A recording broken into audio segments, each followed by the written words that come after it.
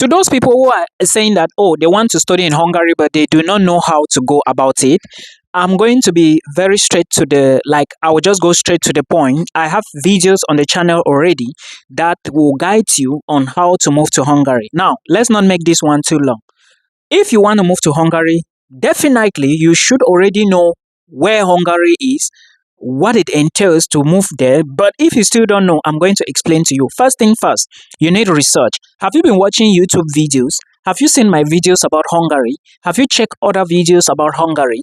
If you've done so, then you should know that for you to move to Hungary as a student, you have to apply for schools. Now, let me tell you that schools in Hungary, they do not charge like schools in the Netherlands.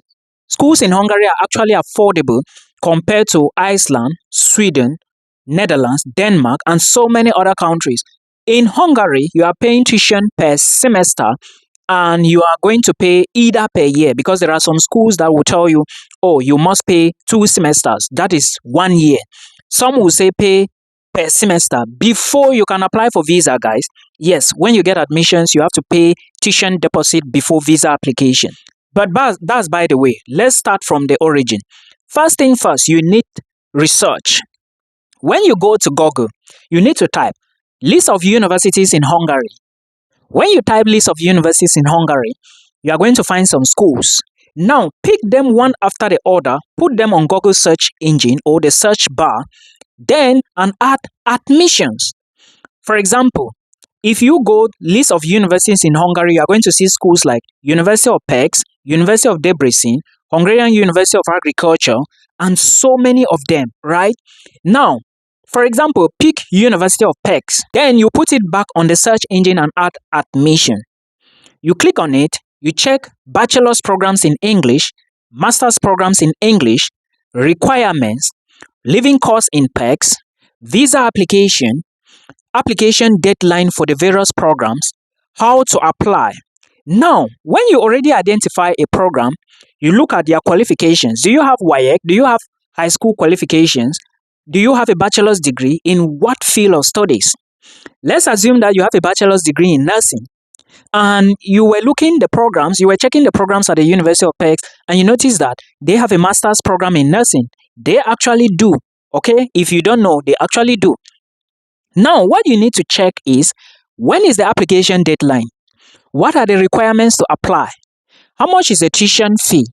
What is the living cost in Pécs? When you already identify all of these and you are sure that you have it, okay, those are the requirements. Remember, for the requirements, for example, some of the requirements to study a master's in nursing at the University of Pécs is 1, you need to pay application fee. There is also a registration fee, and also you also need a bachelor's degree in nursing or midwifery, right? I think the application deadline should be around May. Now, when you identify this, you check the tuition. How much is tuition fee for that particular program? It is about 3,500 per semester, euros. Now, am I supposed to pay tuition fee before visa application? The answer is yes, 1 semester. That's for that particular university. Other universities will ask for 2 semesters. So I'm just giving you an estimate or maybe an example on how you can actually apply to study in Hungary. Okay, now, when you see all of this, the next thing to do is to click the apply button on the school website. When you click the apply button, it's going to take you to another site. The site is called DreamApply. Okay, on that same site, if you've ever done application to Lithuania, you should know that website. If you've done for Estonia, you should know that website. Now, on DreamApply, you have to create an account. You input an email, put a password, then fill in your details. They send confirmation, you confirm, then you start filling the application. They will ask you your qualifications, contact details, emails, where to upload your documents. Then they will also tell you to upload some particular documents, motivation letter, and then a medical document. There is a medical certificate section. There is a section for X-ray checkup. There is a section for HI. You already know. You have to download the forms from that website, take it to your hospital, state hospital. When the doctor conduct all those tests, they will have to fill that form and sign it. Then you bring back those forms, scan them, and attach to the website alongside your academic credentials and also your motivation letter. You have to type it on Microsoft Word.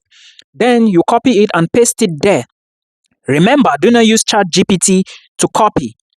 If you use ChatGPT, it should be for modification and spelling errors. Avoid copying from ChatGPT. I'm saying this because I know what some of us can do. Now, that is the application process. After that, you pay the application fee. The school is going to call you for an interview. Probably, I'm not very certain. Then after that, if you get an offer letter, boom, you are now one step in. You now begin. How am I supposed to apply for visa? First thing first, the school will tell you, pay a tuition deposit so that we cannot give you an unconditional letter, because the first letter you already got is a conditional letter. When you pay the tuition, they will confirm. After that, they will now give you an unconditional letter. This is the letter you have to use to apply for a visa. Now, this is not the only document you need for visa application. You need proof of funds. You need insurance, you need accommodation, you need so many other documents alongside your academic credentials. You also need to check if you are going to use legalized copies or not of your credentials. Of course, I know you have to use legalized documents. When you arrange all these documents in their original formats, then what you need to do is to check how you are going to be sponsored. There is a video on the channel explaining proof of funds and how to structure your proof of funds.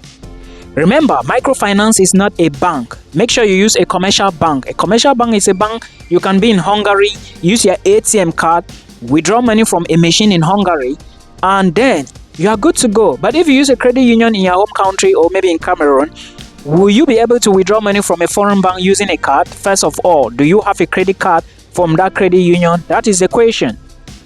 Now, when you arrange all these documents, you need to book an appointment with the embassy for visa application. First of all, if you need a one-on-one call with me, please book from the video description box. Now, when you book this appointment with the embassy, the next thing you need to do is to go and submit your documents, give your fingerprint. Somebody was asking if she can apply for a Schengen visa without going to the embassy. You cannot, because they need your biometrics. Okay, make sure you go give your biometrics to avoid had I known. It's very important. Now, remember, the Schengen visa is a short stay visa. You cannot use that visa and work abroad. I'm telling you, the student visa is the best visa because its advantages are just so enormous. Okay, so enormous. You can work part-time. After you finish your program, you got a stay back visa, and always check if that country can always give you a stay back visa to find a job. Okay, now, when you gather all these documents, you go to the embassy. You attend to the interview, you submit your visa application, you pay the visa fee or embassy fee, and you wait. Because remember, this is not going to be easy. I was talking to somebody yesterday that you have to go to Nigeria. I was talking to someone yesterday about applying for visas, and the person was like, Milton, I cannot go to Nigeria. Bro, you cannot go to Nigeria. Do you know that there are just few embassies in Cameroon? Now, if you are saying you cannot go to Nigeria, how do you intend to apply for your visa? That is the question.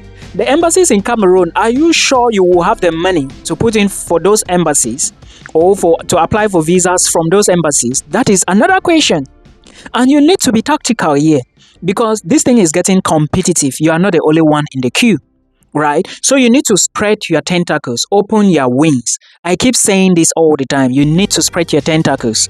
All right? It's very important for you to know this. So open your tentacles, like spread your wings. Anywhere you have an opportunity, look at it. Is that place going to be better? Can my life be better in the next 4 to 5 years if I'm there? Or if I'm home, my life will be better. You choose where your life is going to be better, right? I choose mine because I knew what I was doing. At least as an adult, I know what is good and what is bad. So you should also decide and make sure you seek the services of people who understand these things I'm telling you.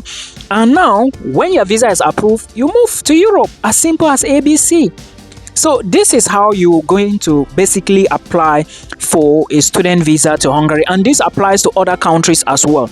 Remember, most countries now are saying that you need to get your documents legalized before they can actually process your visa. Some are even saying that you need to get your documents legalized before you can apply for schools. Austria is an example. Portugal is an example. And also understand that for Portugal, it's going to be very competitive now because many people are also trying to enter Portugal.